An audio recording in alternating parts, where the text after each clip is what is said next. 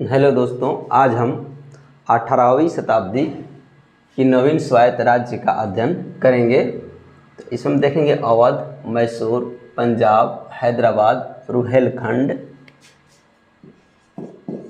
मराठे, निजाम,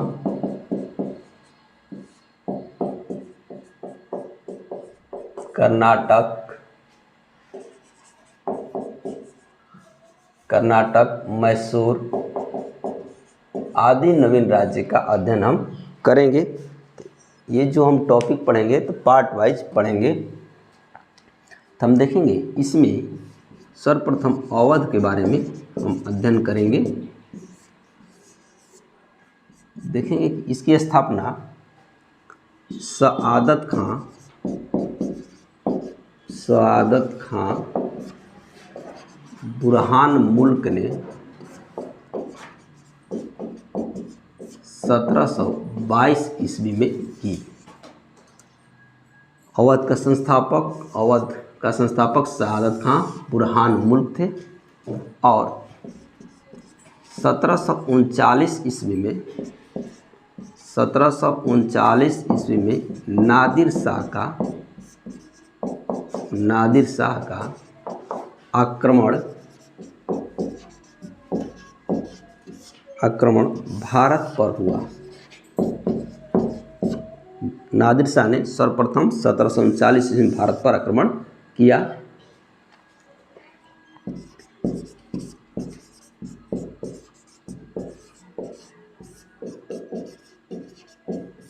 ऐसे में अवध के नवाब सआदत खां जो ईरानी शिया गुट के अमीर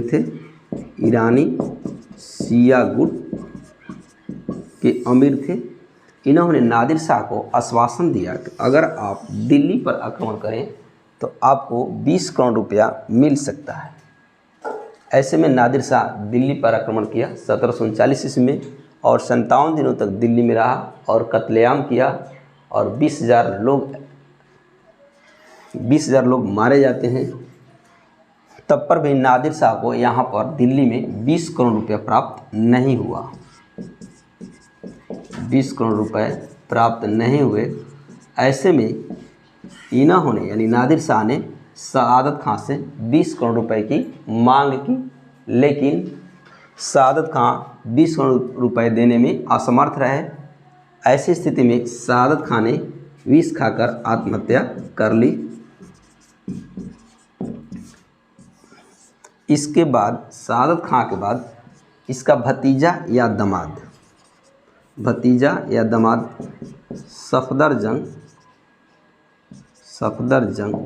शासक बना और इसने 1742 ईस्वी में पटना पर अधिकार किया।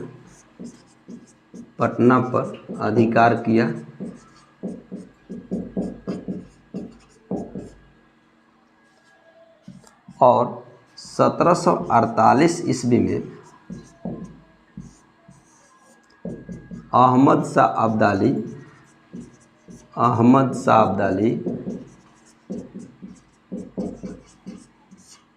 ने जब आक्रमण किया तो उस समय सफदरजंग ने मुगल बादशाह मुहम्मद शाह का साथ दिया। मुहम्मद शाह का साथ दिया सफदरजंग ने।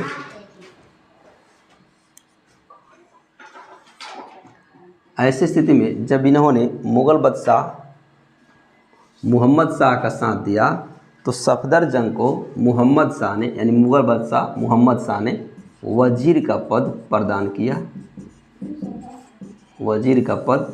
किया। फिर इसके बाद सफदरजंग के बाद शुजाउद्दौला अवध का नवाब बना।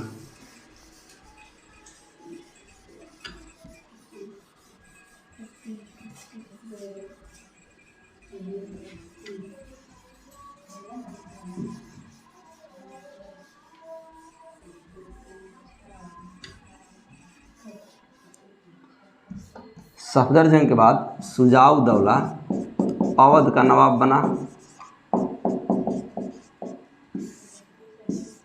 जब ये अवध के नवाब थे उसी समय यानी कि 1761 ईस्वी में पानीपत का तृतीय युद्ध हुआ।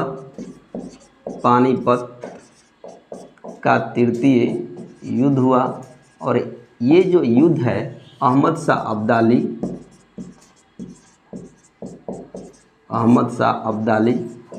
अब्दाली ईरान के थे और नादिर शाह के उत्तराधिकारी थे। अहमद शाह अब्दाली और मराठों के बीच हुआ। हालांकि मराठे इसमें हार गए और इस युद्ध में, पानीपत के तृतीय युद्ध में, शुजाउद्दौला ने अहमद शाह अब्दाली का साथ दिया। फिर हम देखेंगे 1764 में बक्सर का प्रसिद्ध युद्ध हुआ। बक्सर का प्रसिद्ध युद्ध।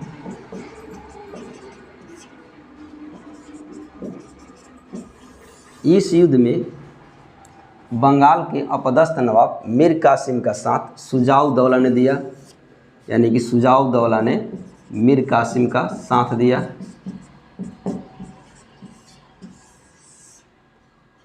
यानी बक्सर का युद्ध अंग्रेजों और भारतीय पक्ष में शुजाउद्दौला, मीर कासिम और शाह आलम द्वितीय थे। शाह आलम द्वितीय मुगल सम्राट, शुजाउद्दौला अवध का नवाब और मीर कासिम बंगाल का अपदस्थ नवाब था। ये तीनों एक तरफ होकर लड़े और अंग्रेज़ों का कमांडर हम देखेंगे हेक्टर मुनरो था। इस युद्ध में भारतीय पक्ष की हार होती है। तो ऐसे में जो इलाहाबाद की द्वितीय संधि हुई,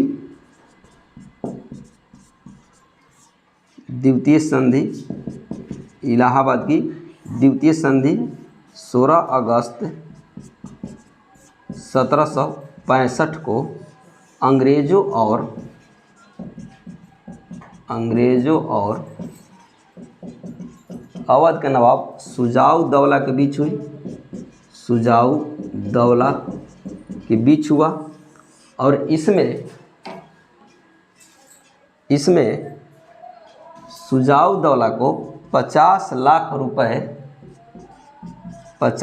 रुपए अंग्रेज़ों को देने पड़े और अपना क्षेत्र यानी कि इलाहाबाद के पास में कड़ा और मानिकपुर क्षेत्र है।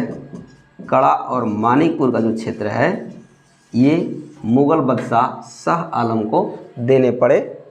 इसके बाद हम देखेंगे कि शुजाउद्दौला के बाद सआदत खां अवध के नवाब बने।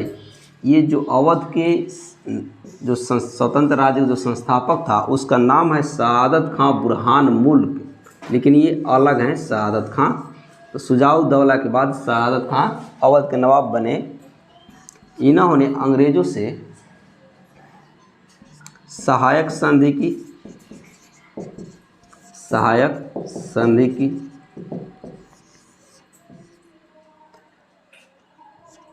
और अंग्रेज़ों ने तब तक अवध को मध्यवर्ती राज्य के रूप में उपयोग किया जब तक अंग्रेज़ों का मराठों पर पूर्ण नियंत्रण नहीं हो गया। सआदत खां के बाद वाजिद अली शाह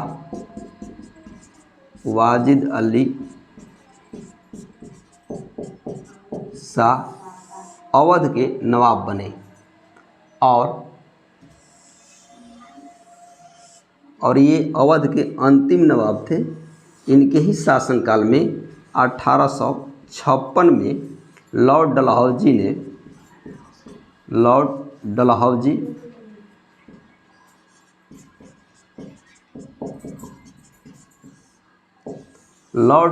ने कुशासन का आरोप लगाकर अवध को अंग्रेजी साम्राज्य में मिला लिया। यानी कुशासन का आरोप लगाया गया वाजिद अली शाह के ऊपर और लगा करके अवध को अंग्रेजी साम्राज्य में मिला लिया गया। एक बात नोट करेंगे, जो अवध का क्षेत्र था पश्चिम में कनौज से लेकर कनौज से लेकर पूर्व में कर्मनाशा नदी तक था। पूर्व में कर्मनाशा नदी देखेंगे कि बिहार और यूपी की सीमा निर्धारित करती है। तो पश्चिम में कनौज से पूर्व में कर्मनाशा नदी तक अवध का क्षेत्र विस्तृत था।